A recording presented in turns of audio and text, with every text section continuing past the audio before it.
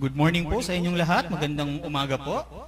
Pwede ho bang i-greet nyo din yung inyong mga kapatid, yung mga nasa upuan ninyo ng good morning din? Yan, good morning. Isang week po kayong hindi nagkita-kita, ha, paalala.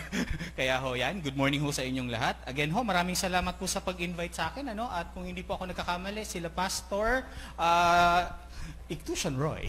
Si Pastor Roy at si Pastor Melodimi ay darating na ho. Kailan nga? Next week pa, no? Sigurado ako next week. Sige, ipanalangin po natin ang kanilang safe na pagdating. At syempre, ipanalangin din natin ang pag-uusapan natin ngayong umaga. Na naway buksan ng Panginoon ang ating isip at ang ating puso para sa mapag-uusapan natin ngayong umaga. Sige po, may I invite everyone to please close their eyes and bow their heads. No? And then let us pray. Let's thank the Lord for this morning and let's pray for our intentions ngayong umagang ito. Manalangin po tayo. Panginoon, maraming salamat sa isa na namang araw. Maraming salamat po dahil sa challenges na na-experience namin sa past week ay meron kaming isang araw para devoted sa iyo, fully sa iyo para i-remind ang aming mga sarili na ikaw ay buhay at nariyan ka at hindi mo kami pababayaan. May mga problema na mabigat na hindi pa namin alam ang solusyon ngayon. Pero Panginoon, maraming salamat sa araw na ito dahil pwede mo kaming pukawin at pwede mo kaming i-remind na ikaw ay mabuti at alam mo kung anong mangyayari sa hinaharap. Panginoon, ipinapanalangin po namin ang safety ng aming mga pastor sa kanilang pauwi dito sa Naga. Gabayan mo po sila. Bless them, Father God, and provide for all their needs. Sa amin naman, na naririto ngayon at sa aming mga kapatid na hindi makakapunta rito for some reasons or another, we ask that it is your presence that will guide them, Father God. Buksan mo po ang aming puso at isipan sa mensahe mo ngayon at ako po ay itago sa inyong harapan para po maipaliwanag ko at aking pong maibigay ng maayos ang inyong mensahe ngayong umaga. Ito po ang aming panalangin sa pangalan ni Jesus. Lahat ang magsabi ng Amen and Amen. Again po, good morning po sa inyong lahat, no? At salamat po sa pag-invite ulit sa akin at nawa po sana hindi pa kayo nagsasawa sa akin, no? Okay, last time po na tayo ay nagkasama-sama, nagkaroon ho tayo ng, sabi ko ay konting series, mini-series, patungkol sa kung paano ba tayo mabuhay, especially sa mga nangyayari ngayon sa ating paligid. Mas mahirap po yatang magpakabait ngayon, di ba? Lalo pang mahirap kung paano maging Kristiyano sa ating mga kaibigan, sa ating mga workmates, at sa ating mga spheres of influence. Kaya po ito yung napag-usapan natin, ano? Pakita na po natin yung slide. At tayo ay magbalik tanaw kung ano yung mga napag-usapan natin nung 2 weeks ago, no? 2 weeks ago. Sige ho. Kung kayo po ay kakahantong lamang, tayo po ay nag-uusap patungkol sa Ephesians chapter 5. Kaya po kung meron po kayong mga Bibles or mga digital Bibles, pakibuksan po ito sa Ephesians chapter 5. Okay. So, ito ho no, verse 1 rather, Ephesians chapter 5 verse 1 at ito po ang ating mini-series, Living as Christ Followers Today. Okay, ang prinsipyo natin ay simple lamang. Paano ba tayo mamuhay ngayon gamit ang mga prinsipyo na iniwan sa atin ni Apostol Pablo? Hindi po nakalagay sa Bible kung ilang oras ka lang dapat manood ng Netflix. Kasi po, nung unang panahon, wala pang Netflix. Hindi po nakalagay sa Bible kung paano magkumpone ng kotse. Kasi nung unang panahon, wala pa namang kotse. Ang ginagawa natin ay ganito. Tinukuha natin yung mga prinsipyo na itinuro sa atin. Okay, pakisabi nga sa sarili mo, prinsipyo. Kinukuha natin yung godly principles at iyon ang ina-apply natin ngayon. At ito nga ho yun. Sige, Ephesians chapter 5. Follow God's example therefore as dearly loved children. Okay, meron kang identity sa Panginoon. You are now a dearly loved children if you put your faith in God. Kaya ang dapat ay maglakad ka rin the way of love just as Christ loved us and gave Himself up for us as a fragrant offering and sacrifice to God.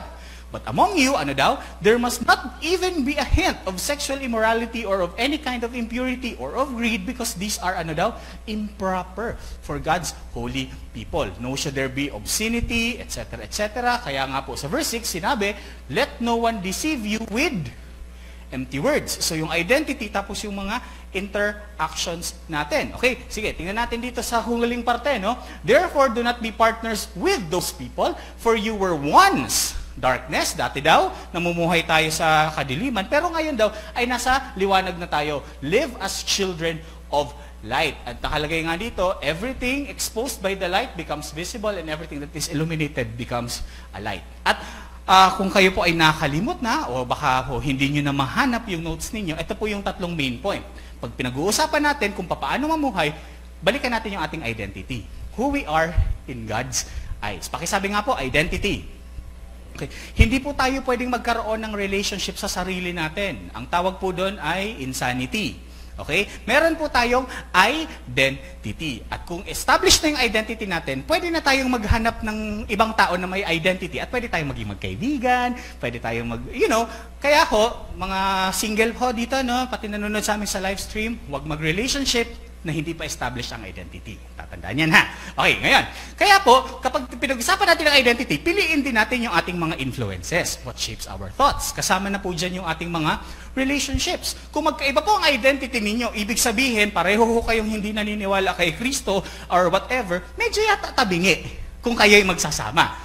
Okay? Ngayon, hindi naman natin sinasabing wag na tayong makisama, pero pwede natin silang akayin o dalhin sa pananampalataya sa Panginoon dahil meron din tayong discernment na pwedeng i-practice. Okay. Ngayon po, kung familiar po kayo sa model na aking ginagamit, ang model po na ginagamit ko ay OIA. Okay? Pakisabi nga po, OIA.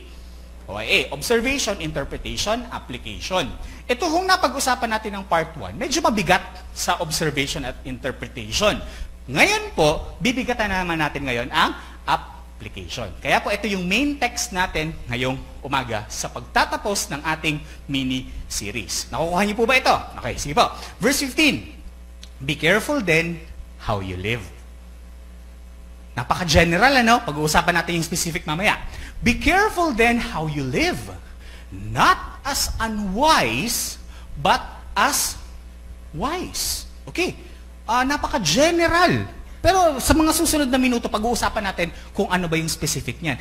Ano bang ibig sabihin ng wise? Ibig bang nitong sabihin, manlamang din ako ng kapwa ko kasi sila nga naglalamang-lamangan? Ibig bang sabihin nito, ganito, ganyan, ganyan? Ano bang ibig sabihin nun? Pag-uusapan natin mamaya. Making the most of every opportunity because the days are evil. Therefore, don't be foolish, but understand what the Lord's will is. Tingnan natin po, understand the Lord's will. Do not find. Diba? Kasi established na yun sa scriptures, established na yun sa revelations. Kaya po, kung halimbawa, mananaginip ka ngayon, at nanaginip ka na sinabi sa iyo ni Kristo na magtayo ka ng bagong church, tapos ikaw daw yung bagong Kristo doon, paggising mo, utang na loob, matulog ka na lang po ulit.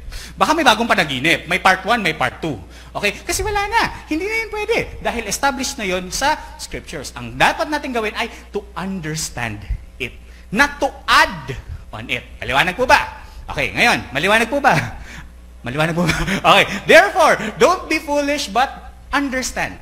Hindi po mag-add, hindi po mag-subtract, but to understand what the Lord's will is. Okay, don't get drunk on wine, which leads to debauchery. Ito po yung, nung bata-bata po akong Kristiyano, ang akin pong discipler ay naging Kristiyano noong 1970s, 1980s. Nung unang panahon daw, ang daming bawal sa mga Kristiyano. Kung hindi po ako nagkakamali, ito po yung naaalala ko, no? Bawal gumamit ng Colgate. Kasi ginagamit, nung 1980s, bawal daw yun. Tapos, nung kinonfront daw nung isa kong disciple, edi, bakit ka ibig sabihin, hindi ka nagsisipilyo? Ay, iniluluwa ko lang naman yung Colgate. Sa loob-loob lang ng discipler ko, sino ba naglululun? Di ba? Kaya, ang daming bawal. Bawal manood ng TV, bawal ganito, ganyan, ganyan, ganyan, ganyan. At, ito ang ginagamit nilang verse. Tingnan ulit natin yung prinsipyo behind that. Okay, don't get drunk on wine which leads to debauchery. Instead, ano daw po? Be filled with the Spirit. Pag-usapan din natin yan. Okay, speaking to one another with psalms, hymns, and songs from the Spirit, sing and make music from your heart to the Lord. Literal ba ang ibig sabihin yan? Malalaman po natin. Halimbawa, na-imagine nyo na po ba kung gagawin natin literal ito? Halimbawa, kakausapin ko si Dang, Dang, for you, Lord! Ganun. Hindi, ganun yun. Hindi ganun yun. Kaya pag-uusapan natin. Always giving thanks to God the Father for everything in the name of our Lord Jesus Christ. Ngayon, gamit ang mga prinsipyong ito, titingnan natin kung anong original meaning nito at pwede natin itong i-apply sa ating mga spheres of influences. Kung paano ba mamuhay ngayon. Kaya umpisahan na natin. Handa na ho ba kayo? Handa na ho ba kayo? Kaya ba? Okay, sige. Number 1 ay ito. Live wisely. Sige po, pakisabi nga sa sarili mo, live wisely. Live wisely. Okay. Be careful then how you live. Not as unwise, but as wise. Making the most of every opportunity because the days are evil. Anong ibig sabihin ng wise? Anong ibig sabihin ng wise? Kaya tingnan natin sa original Greek. Okay, sa original language kung ito yung naisulat. Ano yung context ng wisely? Sabi sa Greek, beplete on akribos prosperipatete.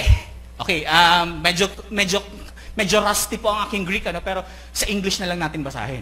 Okay, mihos asophoi, okay? Pakitandaan po ng word na ito, pakisabi po asophoi. Okay, asophoi, alhos, sophoi. Ha! May asophoi, may sophoi. May clue na tayo. Ibig sabihin, ang asophoi, unwise. Ang ibig sabihin naman ng sophoi ay wise. Kaya po, di ba merong mga words na halimbawa, atheism. Ibig sabihin, untheism. Something like that. Ganito din po ang prinsipyo. Ngayon, ang tanong natin, anong context ng wisely? Pag sinabi ni Paul na live as wise, anong ibig sabihin nun? Kailangan ba gumigising ka ng alas 8, matatapos ka ng alas 5? Hindi. Anong ibig sabihin ng wise? Anong ibig sabihin ng sophoi? Okay, tingnan natin kung anong ibig sabihin ng sophoi. Unang-una, ang term na ginamit dito, galing ito sa salitang sophos. Familiar po ba ang word na sophios? Sophia. Anong ibig sabihin ng Sophia? Filosofia. Ano pa ba? Ano pa bang mga may Sophie natin ngayon na word? Philosophy, lover of knowledge. Pwedeng anthropy, no? Pwede, kasi galing yung may Ophi pa yun, no? Sophia. Ang ibig pong sabihin ng Sophia sa Greek ay knowledge. Okay, ngayon, ang word na ito ay sophos. Parang ganito. Guwapo, gumwapo. Anong ibig sabihin ng guwapo? Pastor Ars, hindi, biro na. Anong ibig sabihin ng guwapo? Okay. Anong ibig sabihin ng gumwapo? Dating pangit, ay, grabe naman, dating hindi ka nais-nais, gumwapo. Parang ganito po, si Pastor RC ay hindi gwapo. Pero nung nagkaroon ng pera, gumwapo. Halimbawa lang yan, di ba? Halimbawa lang yan. So, kung ang root word ay Sophia at ang ginamit ay sophos, anong ibig sabihin nun? Talino, malino. Pwedeng ganun din yan. Pwedeng ganun yan. O kaya, talino, nagmatalino. Or talino, matalino. Okay, nakukuha niyo po ba? Okay, to explain it further, ang ibig sabihin ng sophos, ibig sabihin practical. May Sophia na knowledge, when you go to sophos, it means you have to practice what you know. Okay, so halimbawa, guwapo, that's the adjective, no? Halimbawa, guwapo ako, yan. Gumwapo, may action. Parang ganito din. If Sophia means knowledge, sophos means practicality. Anong pinaparating ni Apostol Pablo? Lahat ng nalalaman mo patungkol kay Christ, do not live as unwise. Practice it.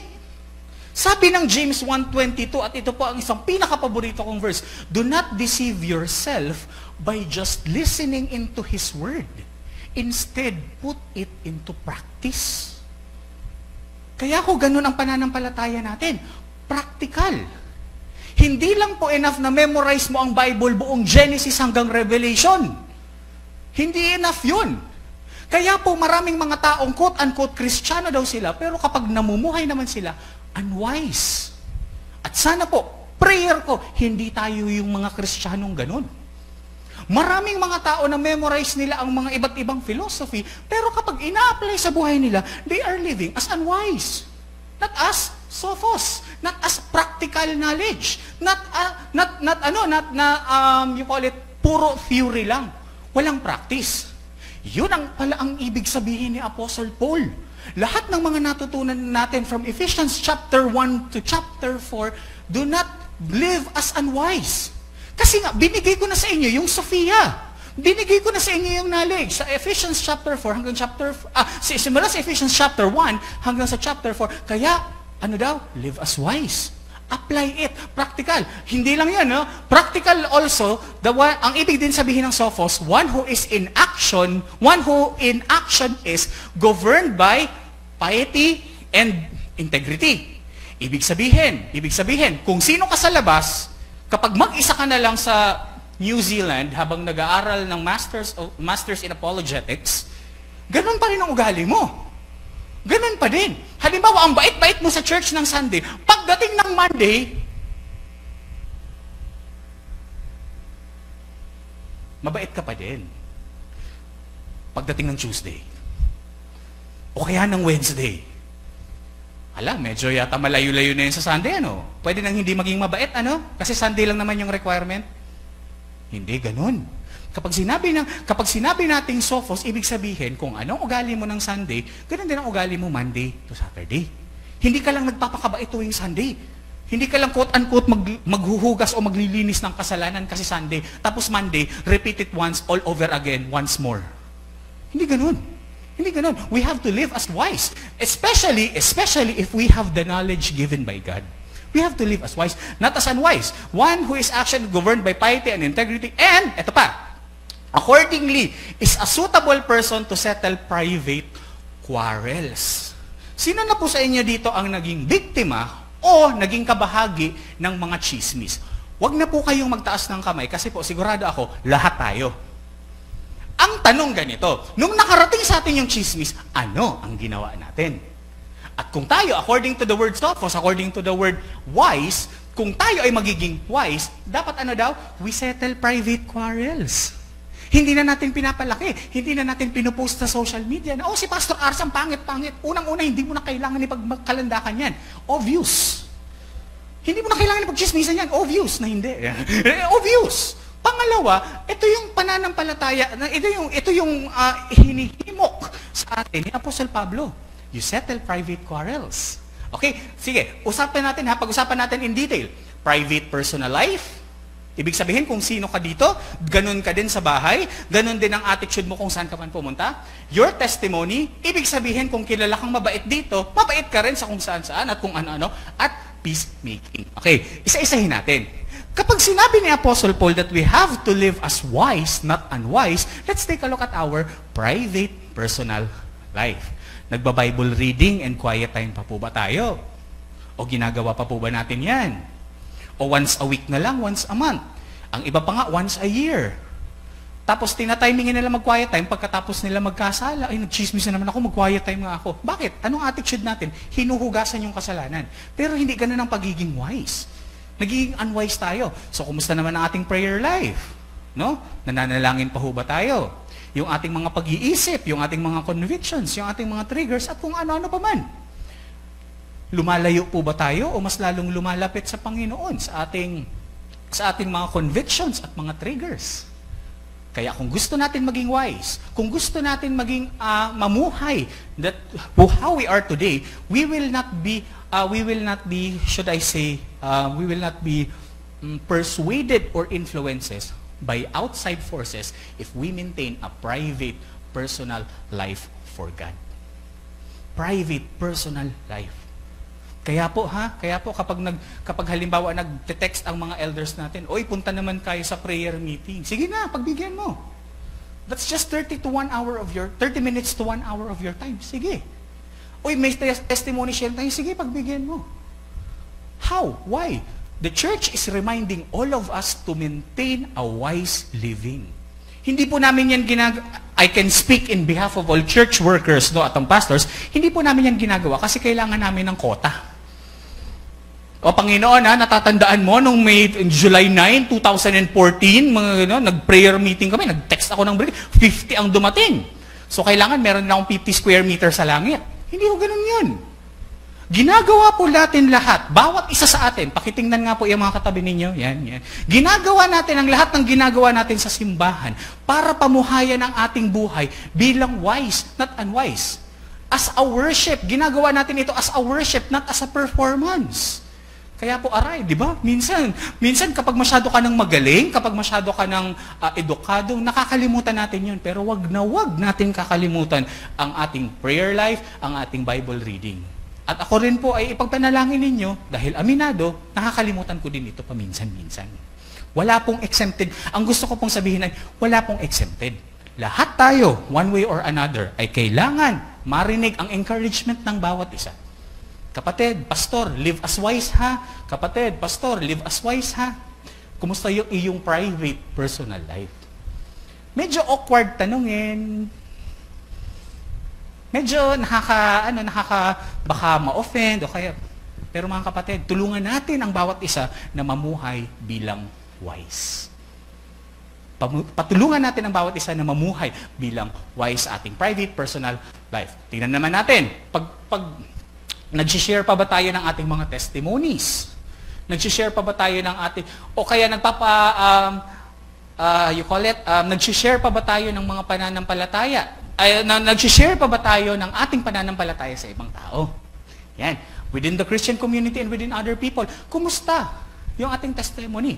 Again, ginagawa natin ang testimony hindi para magyabang, kundi para ipakita sa buong mundo kung gaano ka-faithful ang Panginoon sa atin. Number 1. At number 2, tinutulungan ng testimony ang ating mga puso. Tinutulungan nito ang ating sarili para i-remind tayo na mamuhay ng may integridad. May mga struggles pa tayo, parte yan. Sige, i-share mo.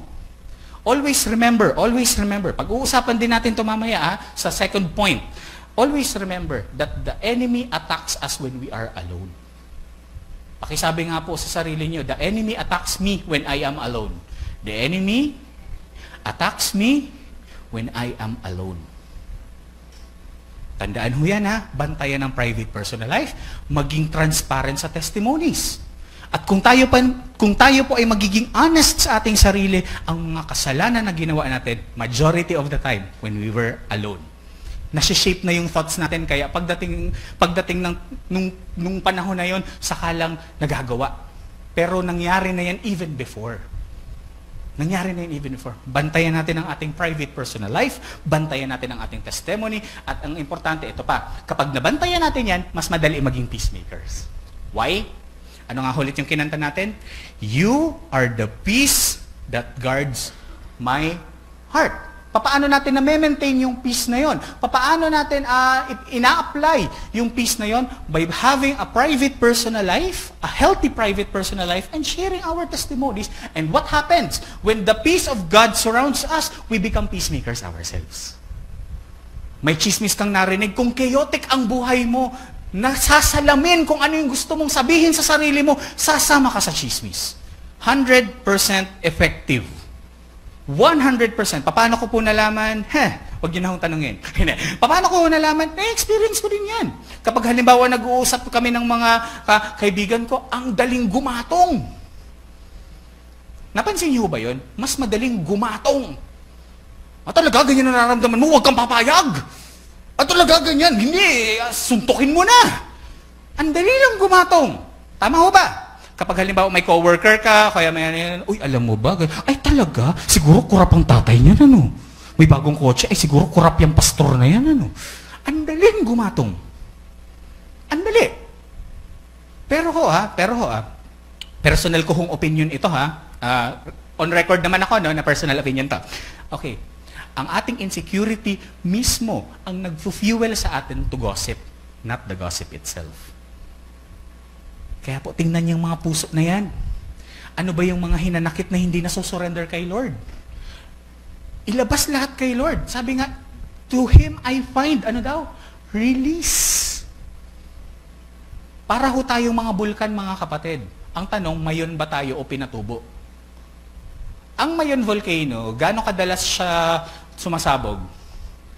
Baka nga bukas Lord, wag po. Hindi. Every now and then sumasabog. Kaya ano nangyayari kapag sumasabog? Gusto ko mag-ATV dyan. Gusto ko mag-picture. Nagiging scenery. Yung pain, nagiging scenery. Nagiging worship. Pero anong nangyari sa pinatubo?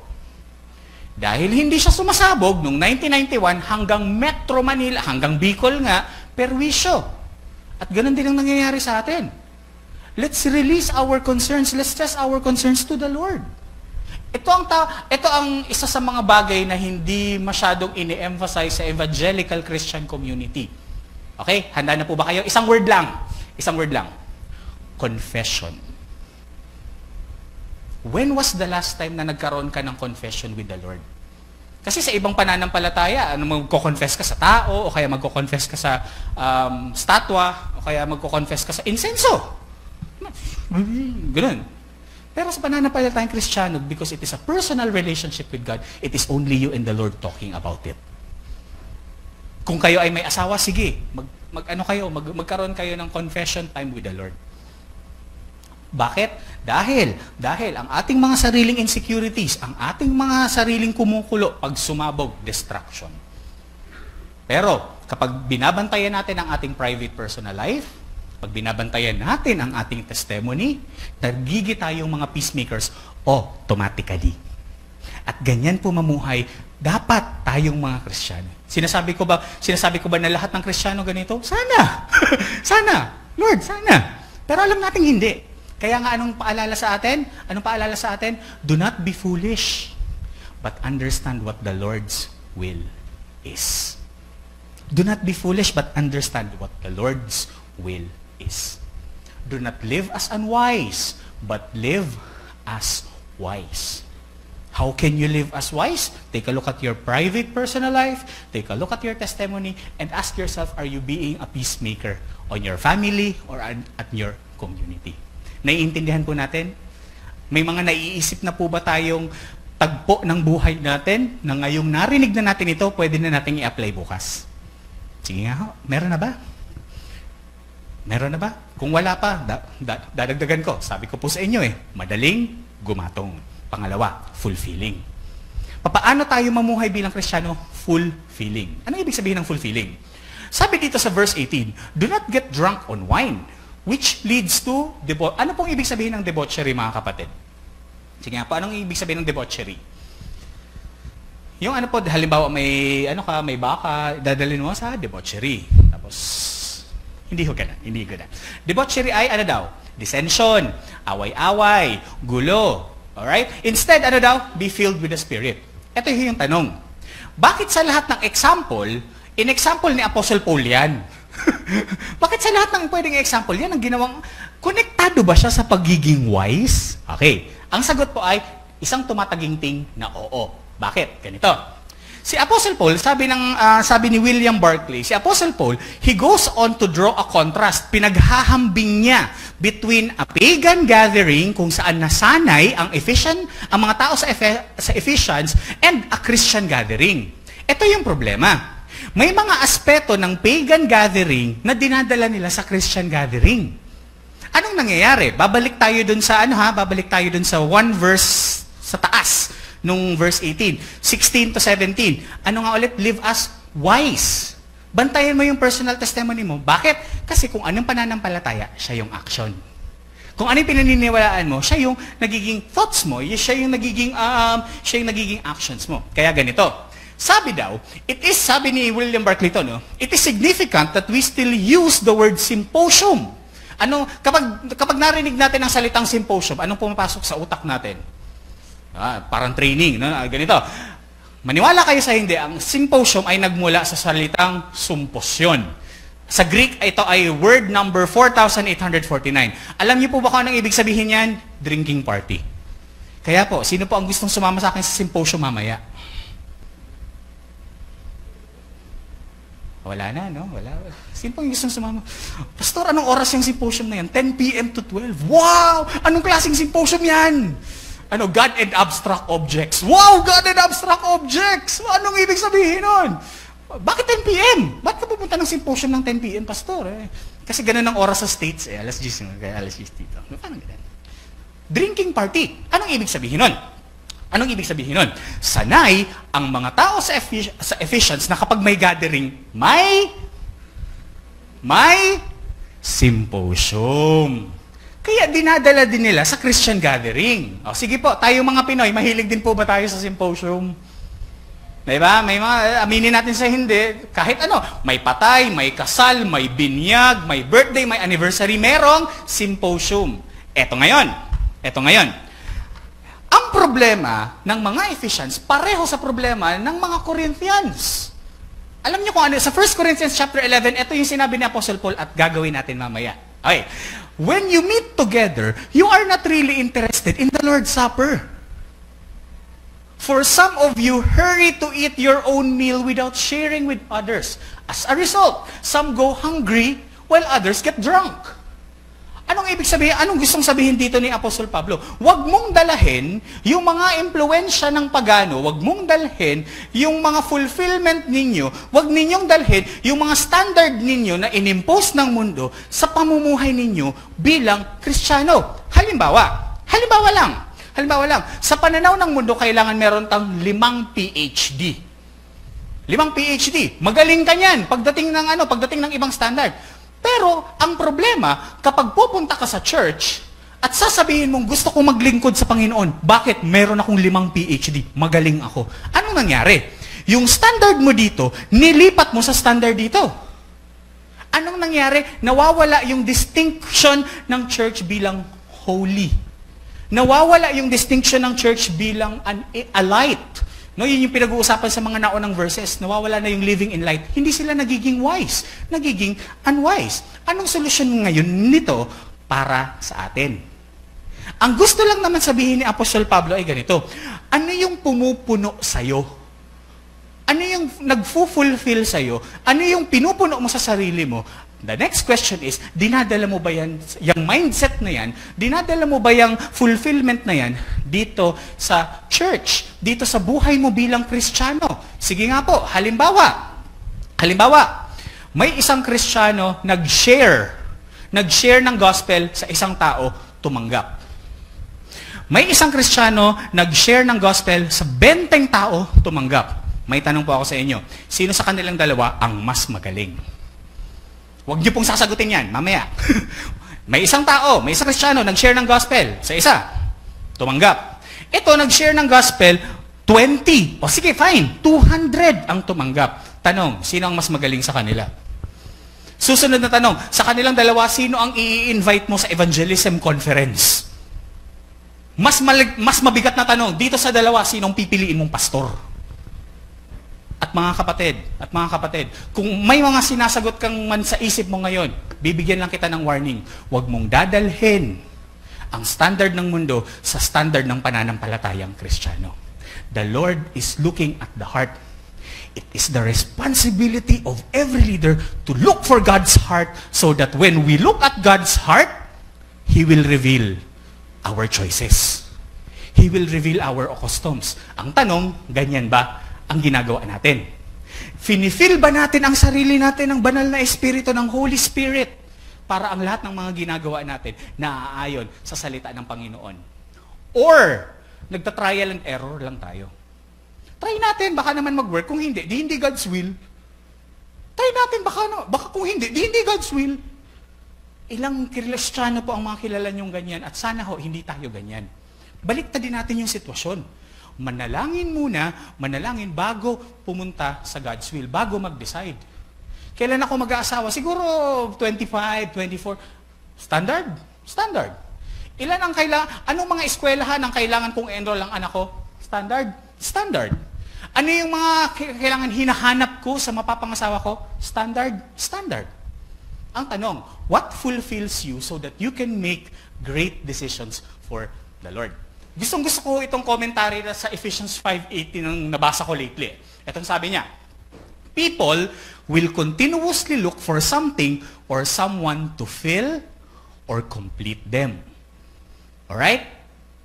Some find it in careers, others in relationships, in hobbies, etc.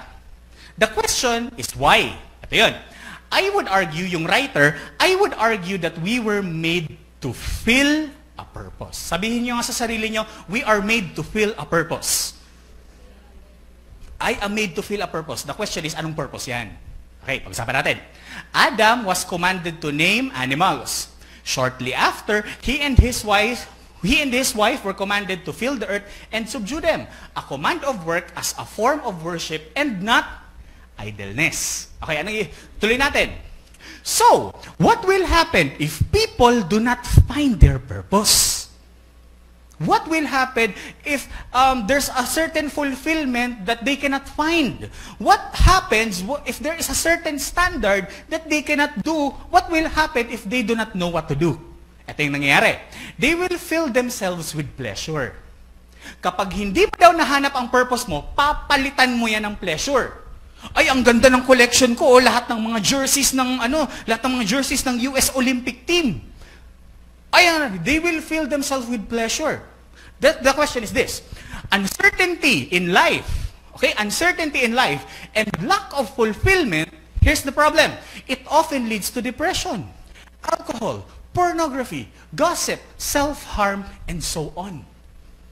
Nung nabasa ko po ito, oo nga no. Oo nga no. Kapag hindi natin alam ang purpose natin at hindi tayo na-fulfill doon sa purpose natin, ang ginagawa natin, nag-Instagram habang nag-message si pastor, natutulog habang nag-message si pastor. Ano nangyayari? We substitute purpose for pleasure.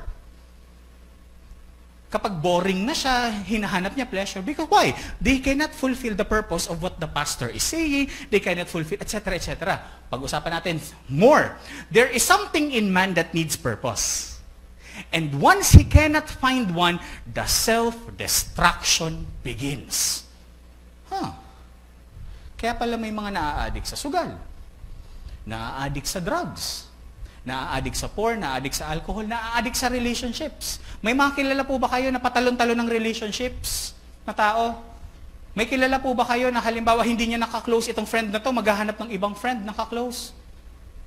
What happens in the long run? Self-destruction. Because that person cannot maintain a long-term relationship. There is something in man that needs purpose. And once he cannot find one, the self-destruction begins. Ito ang problema. Ito naman ang solusyon. This is one of the best offers of the gospel. This is one of the best offers of God. This is one of the best offers of the word of the Lord. To give man's life a purpose. Isa sa mga mabibigat na hangarin ng gospel, isa sa mga mabibigat na advantages, isa sa mga mabibigat na regalo ng gospel is to give each one of us a purpose. At ano yun? To know God and enjoy Him forever in eternity. A fulfillment that no pleasure can bring. A fulfillment that no cash, no collection, no relationship can give. And this is the best offer of the gospel. At alam niyo po ba kung ano pa yung mas magandang offer dyan? Dadagdagan ko yung sinabi niya. Na-experience natin ngayon how much more when we spend eternity with God. Yung mga maliliit na blessings natin ngayon, yung mga trabaho na na-fulfill, yung mga negosyong nako-close, etc., etc., na dahil sa providence ng Panginoon, imaginein mo, the Panginoon Himself, God Himself will be with us in eternity. That is the best gifts, best offers of the gospel, to give you, to give us a purpose, to know God and enjoy Him forever. Gustong-gusto ko to eh. We do not have to look for what fills us anymore. The search is over. God Himself provided a purpose in life. If only people would realize that their long wait and quest are over. So, God Himself is our pursuit, our fulfillment, and our purpose. Sa mga nananampalataya sa Panginoon, He Himself is our greatest purpose, our greatest fulfillment, our greatest reward, our greatest purpose. He Himself. Not the things that He could give, not the blessings He can give, not the blessings He can bestow, but He Himself. So the next question is this: are you filled with the Holy Spirit? Yan po ang pamumuhay natin.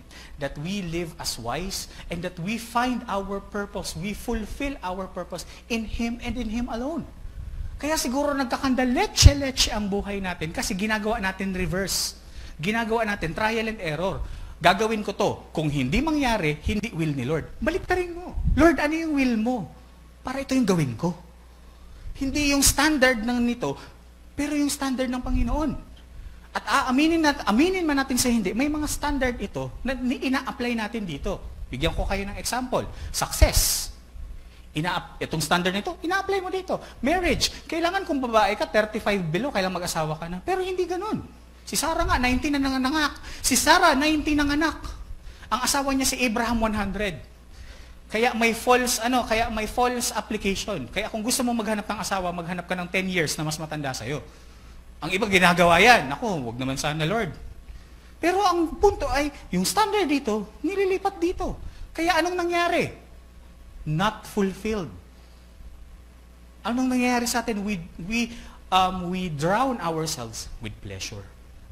Mga kapatid, Sana itong araw na to, itong mga verses na to, magpaliwanag at mag-realize sa atin that God Himself is our greatest purpose. He is our greatest fulfillment.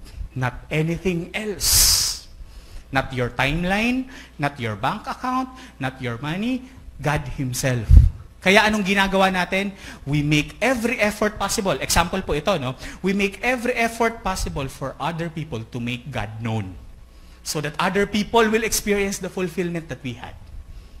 So that other people will experience the same purpose that God has bestowed upon us. Amen po ba? At pangatlo, ito. When was the last time na tayo ay nagpasalamat genuinely sa Panginoon? Isa sa mga critics ng Kristyanismo, sinasabi niya, ang mga Kristiyano, mga delulu, delusional. Parang ganito, ay, nasusunog na ang bahay ko. Ay, praise God, nasusunog ang bahay ko. Ganun ba tayong mga Kristiyano? Hindi. Ang delusional ganito, ay, nasusunog na ang bahay ko. Positive thinking, kaya mo yan, positive thinking. At least natuyo yung mga nilaban ko. Ay, nasusunog yung bahay ko. Oh, nasusunog yung bahay ko. At least naluto yung nasa ref namin na nasa freezer. Tagal-tagal na nun. Ganyan po ang false positivity. Ganyan ang false positivity thinking. Ganyan ang delusional. Ano ang Thanksgiving? Anong pagkakaiba? Lord, ang sakit. Ang tagal ko yung pinagawa. Nasusunog lang. Grabe. Pero Lord, salamat. Because you may not necessarily intervene, but you will always redeem. Ganun ang pasasalamat. Kahit ang sama-sama ng sitwasyon mo ngayon, there is something to be thankful for. And it is a great challenge for us Christians because, na-impluwensyahan tayo ng mundo. Ay, nalugi ba negosyo mo? Ay, mahina ka pala. Ay, kakagraduate mo lang ng summa cum laude, wala kang trabaho. Ay, napakahina mo naman pala. Ano yung Thanksgiving? Ganito. Kapag ikaw ay nalulugi sa negosyo, kapag may mga natatapos kang trabaho, sinisante ka for whatever purpose, tandaan mo lang ang resurrection. Bakit ka tatandaan ang resurrection, Pastor? Because God can do a lot in 3 days. It may take for you 3 years, it may take for you 3 decades, but if you believe in God, you can be thankful for that the one that you're praying for is alive, not dead. And He can hear your prayers. He can hear your cries. Ang Thanksgiving kasi naiisip natin, puro lang positive pa. Ang Thanksgiving po, may kasamang negative.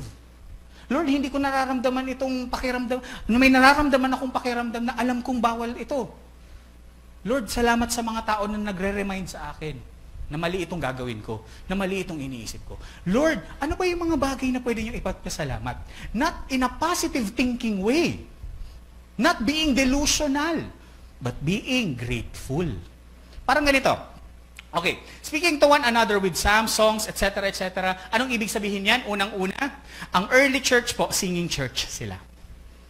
Its characteristic was psalms and hymns and spiritual songs. It had happiness which made men sing. Na-experience yun na po ba ito sa buhay ninyo na may grabe kayong blessing, grabing nangyari sa buhay, na napapakanta kayo?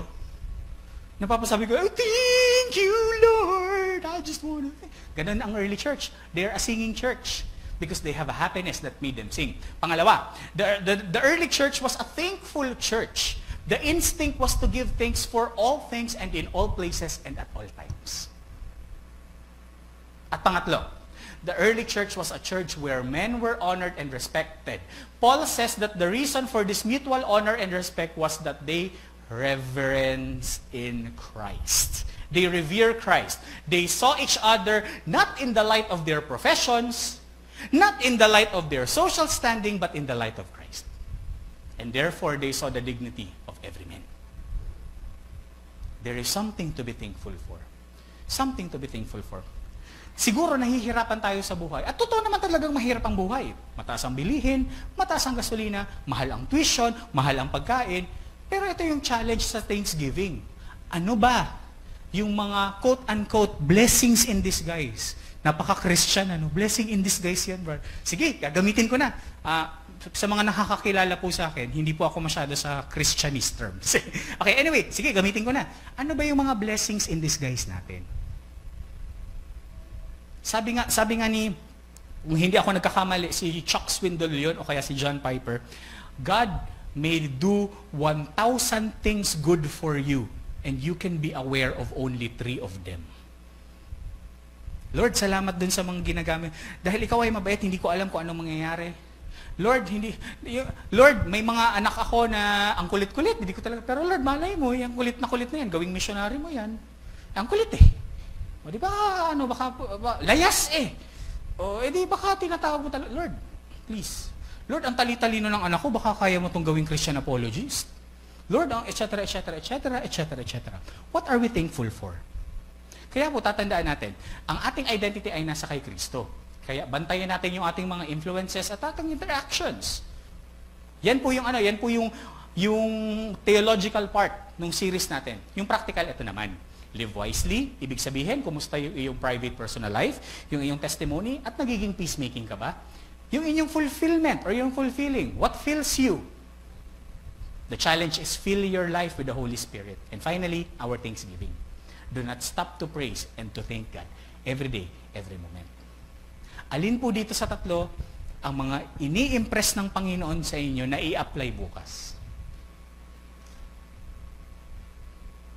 May mga tao po ba kayong kilala na mukha yatang hindi ako naging peacemaker dito?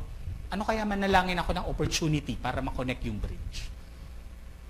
May mga tao ba kayong iniisip ngayon? O baka ikaw mismo ay na binibigyan ng Panginoon ng chance to restart?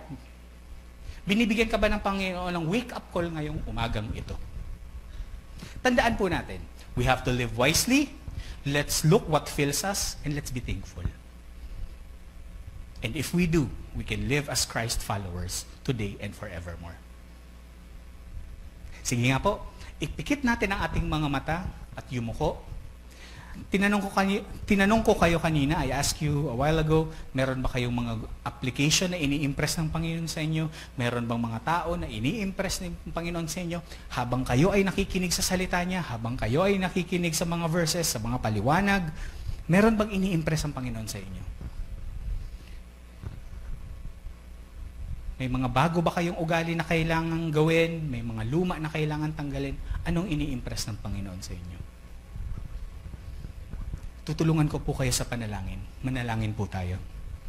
Panginoon, maraming salamat sa iyong salita. Maraming salamat sa iyong salita na nagpe-penetrate even deep to the deepest marrows, to the deepest bones, to the deepest ligaments of our heart. Panginoon, humihingi po kami ng tawad. Panginoon, humihingi po kami ng kapatawaran sa lahat ng mga nagawa namin na hindi naaayon sa iyong salita. Mga bagay na hindi namin ginagawa at ikaw ang aming sinisisi sa lahat. Panginoon, patawarin mo po kami. Maraming salamat sa salita mo ngayon na napagpamulat ng aming isipan sa mga taong ini-impress mo sa amin ngayon, sa mga gawain na hinihimok mo, pinupuruhan mo ang puso namin para gawin. Panginoon, maraming salamat. Maraming salamat sa paulit-ulit na pag-remind sa amin. Maraming salamat sa mensahe mo.